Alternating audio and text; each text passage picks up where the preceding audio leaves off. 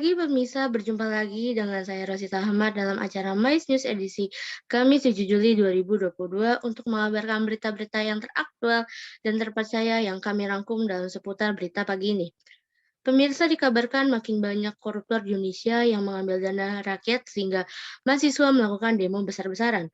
Sudah ratusan mahasiswa yang memadati gedung MPR DPR untuk mengikuti aksi unjuk rasa kekecewaan kepada wakil rakyat yang akan digelar hari ini. Dan telah bergabung saat ini Leonie Patricia untuk memberikan laporan langsung terekam dengan pantauan untuk saat ini. Halo Leonie, selamat pagi. Apa yang Anda pantau dari aksi mahasiswa di depan gedung MPR DPR saat ini?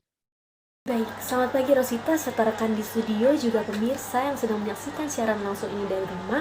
Dapat dilihat bahwa sudah banyak mahasiswa yang datang sehingga lalu lintas di depan gedung MPR DPR pun sedikit terganggu.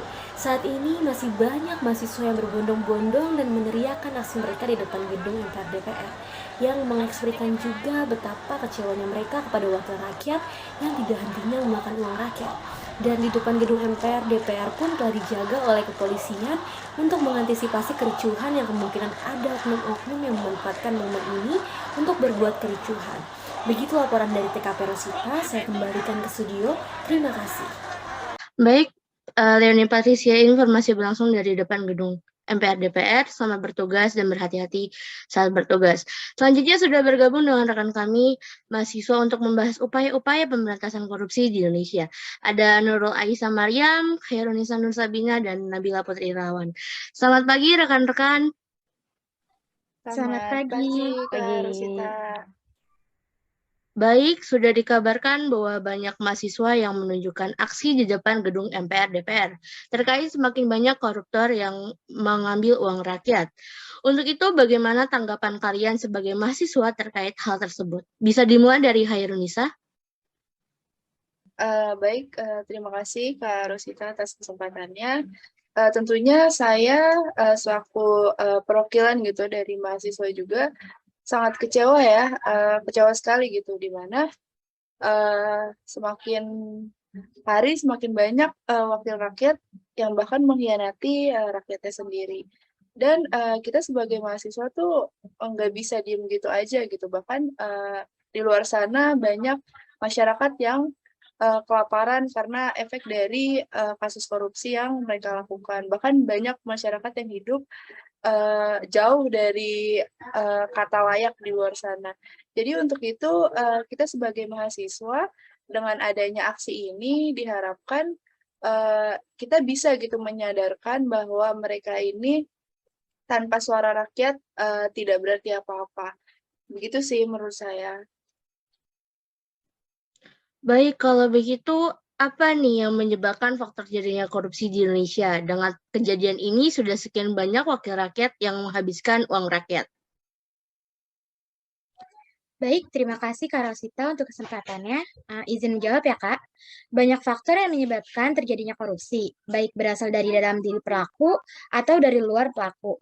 Untuk faktor internal, bisa ketika dorongan untuk menjadi kaya tidak mampu ditahan, sementara akses ke arah kekayaan bisa diperoleh melalui cara berkorupsi. Maka jadilah seseorang akan melakukan korupsi.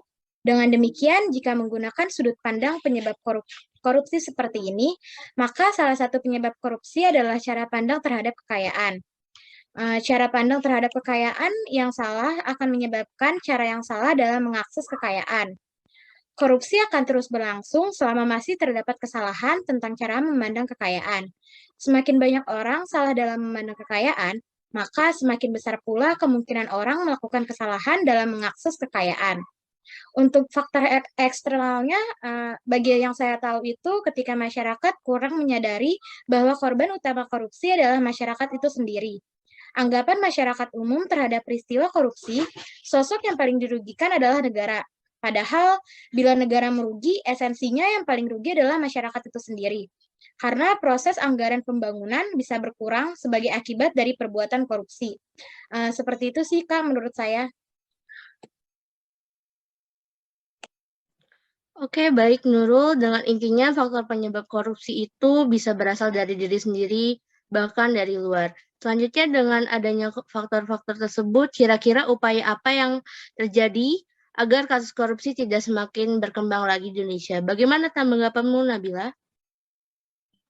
Baik, terima kasih atas kesempatannya. Menurut saya ada berbagai upaya untuk mengatasi kasus tindakan korupsi di Indonesia ini.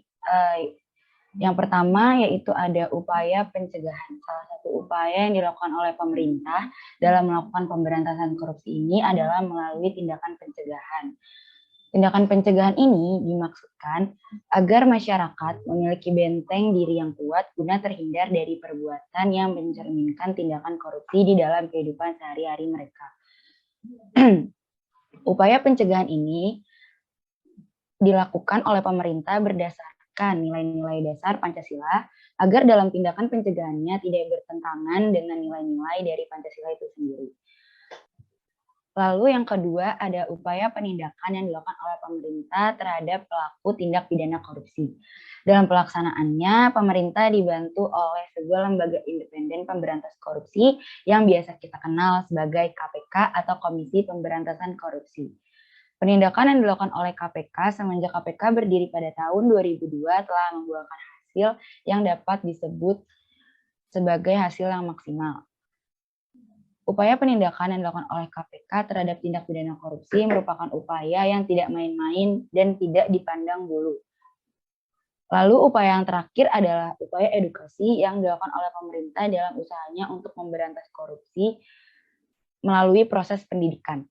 Proses pendidikan di Indonesia dilakukan dalam 3 jenis, yaitu pendidikan formal, informal, dan non-informal.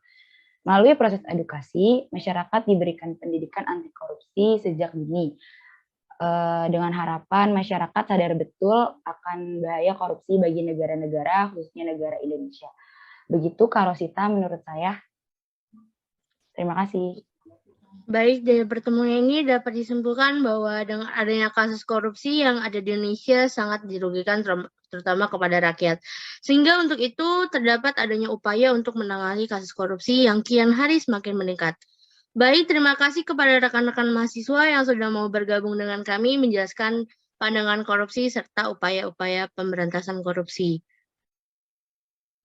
Terima kasih juga Baik, terima Kak kasih Rosita. kembali. Terima Kita kasih udah kembali, Kak diundang ke Rosita. sini. Terima kasih. Baik, berita tadi sekaligus menutup acara kami. Saya Rosita Ahmad pamit undur diri. Terima kasih sudah menyaksikan. Selamat pagi dan sampai jumpa.